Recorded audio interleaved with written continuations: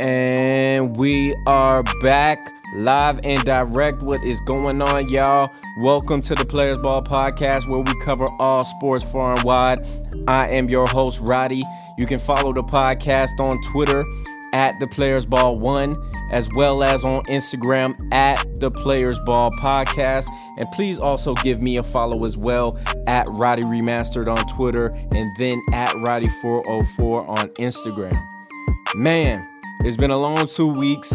We've been away. We've been working on vacation as well, doing a lot of things for the pod, trying to, get some few things done behind the scenes. So we'll be cooking something up for y'all. Hopefully we can give that to y'all soon. But man, it's been a lot going on, and it's a lot to talk about, a lot we didn't get into. So, we're still gonna be getting to our news segment straight away because, again, we got NBA Finals, we got UFC, we got baseball talk, so a little bit of football coming up as well. So let's get into it.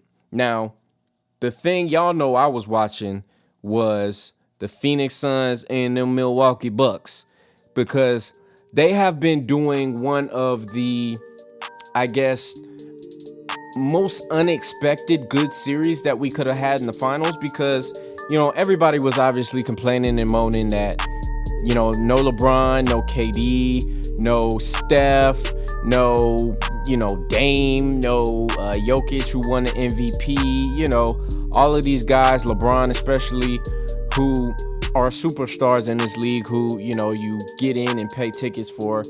They're not here. And we got a guy who I feel like doesn't really command a lot of respect in his league, as you can see from kind of the reactions of how this series is going on in Giannis. And you can also see a team who, maybe not have their full amount of credit yet in Chris Paul, Devin Booker, and guys who haven't been to the finals before. And I think the beauty of this series is the fact that everybody is so inexperienced in their own little way. I mean, yeah, Jay Crowder was in the finals last year, but come on, you are not looking at Jay Crowder as a dude who's got extensive finals resumes or experience or, tenure or anything like that. So I was really impressed by how the Bucks responded in those next two games that they had at home after going down 2-0, just because they didn't try to be cute anymore. And that's what I really thought they were trying to do in the first two games. Be a little bit more cute, try to be a little bit more finesse, have Giannis, score a lot of points, but the result maybe wasn't as well as, or as good as, should I say, as if they would have, just played like they're playing now, which is physical, aggressive, kind of making Chris Middleton a facilitator as well, because while they got some good guards on the team and Drew Holiday can do it, I wouldn't call him a master facilitator or somebody who's extra good at facilitating. But I do think Chris Middleton can do it. And the fact that he's going to be aggressive and make shots and, stretch the defense a little bit, with his 3-point shooting, I think that's going to be helpful for them. And it's going to open up a lot more things, especially for Giannis, who, let's be honest, y'all, he's eating. I don't care how you feel about his game or how limited he is, because, yeah, he's still not making free throws. He's still not making the most jump shots in the world, but the man is shooting nothing below 50% for the entire series. Actually, he's shooting 60% for the entire series. And he has double-digit rebounds, obviously, 25 plus points. I just don't understand why he can't get that credit from everybody. And maybe it's because they don't like it, or they feel like it's not skilled or authentic enough, which is fine. You can feel that way, but you can't say the guy's not getting it done. And you can't say he's not the number one. I want to kill that narrative of Chris Middleton might win the finals MVP, because it's ridiculous. It's utterly ridiculous. I don't want to hear it at all, because Chris Middleton can score. He is a little bit more skilled on the basketball court. But if you're talking about an unstoppable force, you're talking about Giannis. Yes, Shaq might not have been the most skilled player on the Lakers. Kobe was. But if you're talking about the, just straight dominant force on the court, then you're talking about Shaq. So you have to use guys' physical abilities, because that's one of the things, other than, God-given ability, that can just win you some games. And that's what's been happening. I mean, other than the, small strategic things that they've been doing, they've just been making sure that Giannis eats every night and make sure that they lead him to the promised land. And that's just what's going to have to happen, from here on out. So I really think that the Bucks are going to close it out. And I hate this for CP3, because this was his closest chance to get it. And something happened again. I mean, whether it was his hamstrings in Houston, whether it was his ankles, his knees, his back, and now it was him catching COVID. And I mean, honestly, it's just like we said, always something with him. And unfortunately, it's going to probably be too little and too late again. And I don't think he's going to have a scrub game coming up tonight. I really think he's going to be good. But I still don't think it's going to be enough, because the Bucks have that confidence of, man, we done seen everything that they could throw at us in this series. Like, we done seen Devin Booker drop 40 twice. We done seen Chris Paul go crazy. We done seen DeAndre Ayton have a pretty, good string of games. And I honestly feel like they're like, man, we've taken it all, so let's just go and finish this. So if I was a betting man, and I am going to take the Bucks, maybe not with the points, but on the money line. I know it's a minus 200 situation, so you might not want to take that, but I really love the under 222, because it's a closeout game and both teams are going to be tense, tight, and playing with a lot of attention to detail. So if I had to pick a side, though, give me the Bucks, right? Give me the Bucks, because I just think they got it right now. But that's our NBA Finals analysis. Now, real quick, let's break away to one of our new segments. It's two scores that are going to make you say, God damn. Now, those two scores are the Nats 18-1 against the Marlins. And, I mean, this kid, Juan Soto, he was great in the home run derby if you watched that. But he's been on a tear. He's been hitting really well and hitting home runs really well. And the Nats are, they're looking, like formidable and okay. Like, often I really would not really be a firm believer in them, just because I think their pitching is just alright, and then, I think their hitting is just alright too. But they've been a good team this year, so I got to give my credit to the Nats, even though they're in the same division as my team, the Braves. But that's just what it is.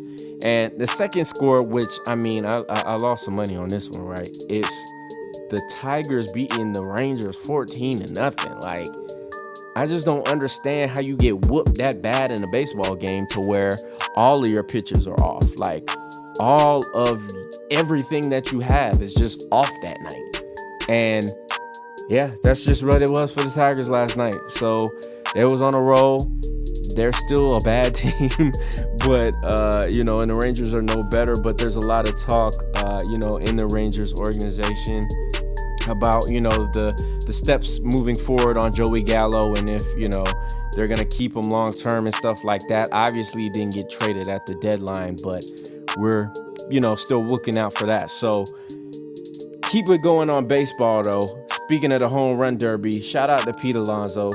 He won a home run derby when I even didn't think he had a chance. Like, he was just bashing home runs, and he's the back-to-back champion for it. So, shouts out to him. He's been grinding and working, and to be the back-to-back home run champion, like, and $1 million winner, I really feel like, you gotta be in the lab doing extra crunches, extra pull-ups, sit-ups, whatever you have to do to get that core tight and get that, thing right. So, shout out to Pete Alonso. But to move it across the pond, Sergio Ramos, he officially joined PSG, and I honestly think that it would be a great pairing for him, just personally, with everything that they got going on there. Obviously, Neymar and Mbappe still going to be there, still going to be a force in your team. And I honestly really think that if PSG can stay healthy and maybe pick up another midfielder who can control the ball in the midfield a little bit better, because Verratti is great, but other than that, you don't really have that guy or that consistent guy that you can go to. So if I feel like, they have a good enough player in that position, I'll be confident in picking them to lift the Champions League trophy this upcoming year, because they have everything they need. They have the defense, they have the attacking. Like, it all just needs to be put together in the midfield, and that's what they're lacking. So we'll see what happens. But to move it back to our neck of the woods and to talk about our football, it's coming. It is coming. Wednesday, the Cowboys and the Raiders, I believe it is, they begin their training camps. And honestly, I feel like the Hard Knocks this year, which is on the Dallas Cowboys, will probably be the most interesting Hard Knocks maybe ever. Like, it could be ever, because this is such a polarizing team in the first place. And then you also have, Jerry Jones, who, is just a crazy man.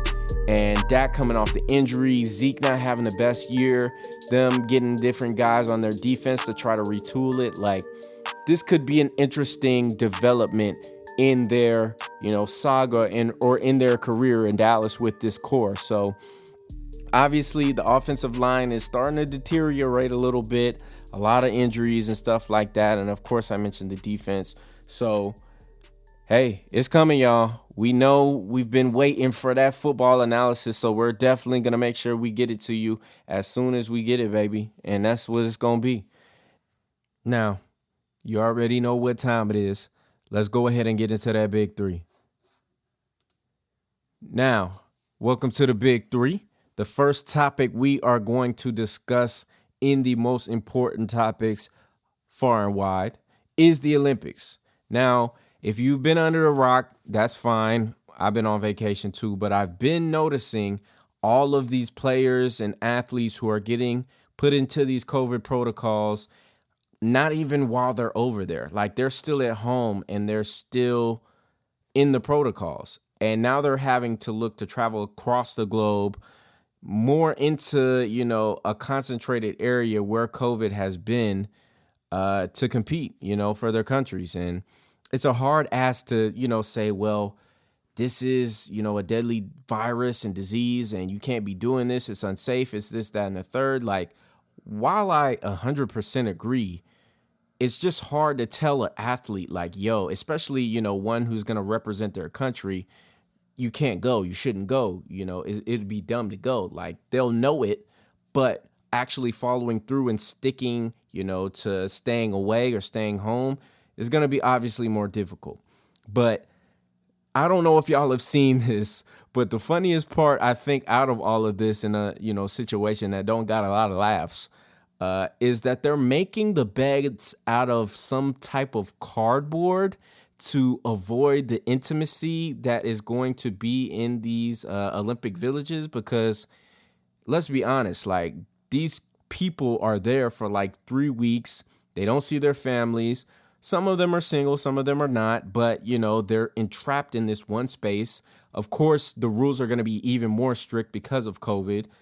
And they know already that, some ish gonna go down.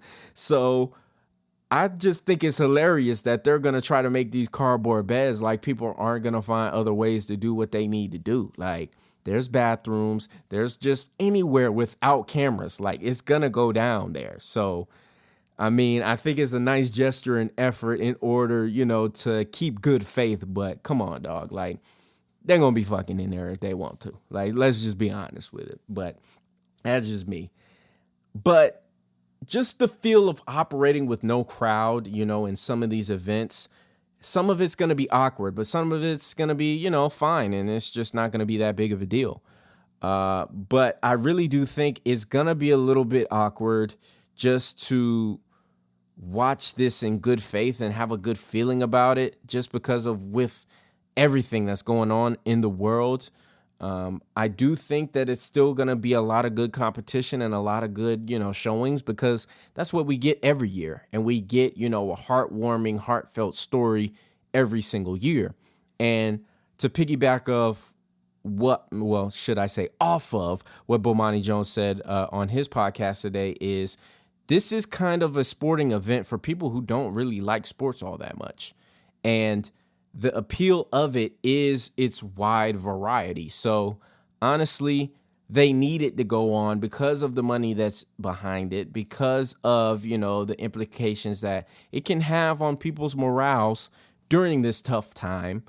It's just something that doesn't make a whole lot of sense that kind of makes sense. So I hope everybody's good. I hope everybody gets to play, and I really hope that everything is okay. But obviously with COVID, you're only hoping. So it is what it is. Now, to move on to a specific team in this Olympics, the Team USA basketball team, who is often thought of as the juggernaut, the Thanos, whatever you want to call it, since 2008 of FIBA International Basketball, they have been having some rough patches. They've lost to Australia. They have lost to Nigeria. That Bradley Beal is in COVID protocol. That Zach LaVine is in COVID protocol. That they have, JaVale McGee and Keldon Johnson coming onto the team who, they're two additions that are NBA players, but, maybe not the most confident picks that are going to make you say, man, I'm really glad that those guys are getting added on because they can really bring a lot to the team. Like, we don't know that with these two. But my thing with them is I honestly think that a lot of their issues are going to be on the defensive end because as I'm looking at this roster, man, there's not a ton of really good defensive guys there. And I guess, Chris Middleton maybe is an okay defender, but still, he's going to be having to almost maybe play 7 games if he doesn't win tonight. And he's looking like it's more and more likely that he's not going to go. Devin Booker as well. And it's just hard for me to see the U.S. walking through this tournament like they usually do. I mean, you got Draymond, you got Bam. Those are good defenders, but it's still, I don't know, it's still something missing with this team. And I honestly feel like if they don't show that, all of these exhibition games were just little flukes or, bumps in the road early on in the tournament, I really think a team like a France, like a Nigeria, potentially, or like a Australia can really sneak in and win this tournament just because of how well-rounded and, organically connected these teams are, So it's going to be tough. It's going to be tough for every single team in this tournament. But I honestly think if Team USA can't win this gold, it will be a disappointment, but I don't think they should be killed for it just because of the circumstances of everything that's going on in the world. Now, the third story is probably the biggest story in basketball, which is Dame Lillard. Now, there was reports that came out that, he was looking for a trade, and then there were reports came out that, he came out, should I say, that he didn't want to trade. And the funniest thing about Dame, coming out and saying, oh, well, I don't want to trade, and, he really hasn't made a decision on, anything like that, is it's obvious that it's not going to work. And it's obvious that, through his actions after this season that he's not feeling it. And honestly, man, if Dame is not feeling it, then he shouldn't be there, because I've been telling y'all that they need to make a trade in order for them to get back right. And I really don't see it happening unless they give up Dame or CJ. And it's really going to be tough for them to continue to compete when you just have okay players and you don't have guys that are going to take you over the top, which is what you need in these playoffs and in these, just regular season games. I mean, I just don't understand how, a team as good as Portland can be so bad defensively. Maybe it was the coaching, maybe it was these guys weren't locked in, whatever it was. I just still think that Dame needs to stop being so prideful about, not wanting to be on a super team or not really wanting to, play with other great super duper stars, because I think CJ McCollum is great, but I don't think he's going to get you over that hump, like I said. So Dame, you should definitely be trying to get out, try to get to LA, try to get to, Miami, try to get to New York or wherever you want to go, but just try to get into a different situation in a market and a team that can make that big splash and get you to where you want to go. So I wish everything the best for Dame. I know he wants to be a competitor and a super athlete, but I honestly think he's going to have to give up some of that in order to get what he wants, which is success. But that's just me. All right. Now, I want to thank you guys for tuning in. I know we had a short pod today, but I promise we will be back at it. We will be reviewing Suns-Bucks Game 6 on Thursday, and we will also be talking about, some upcoming things for this NFL season. We plan to have some guests for y'all again, so we can get that in. And everything's just going well. So again, follow us on Twitter at ThePlayersBall1. We will have more gambling picks. Follow us also on Instagram at The Players Ball Podcast. And then you can follow me on Instagram at Roddy404 and then at Roddy Remastered. All right. Thank you guys so much for listening, and we will catch y'all on Thursday. All right. Peace.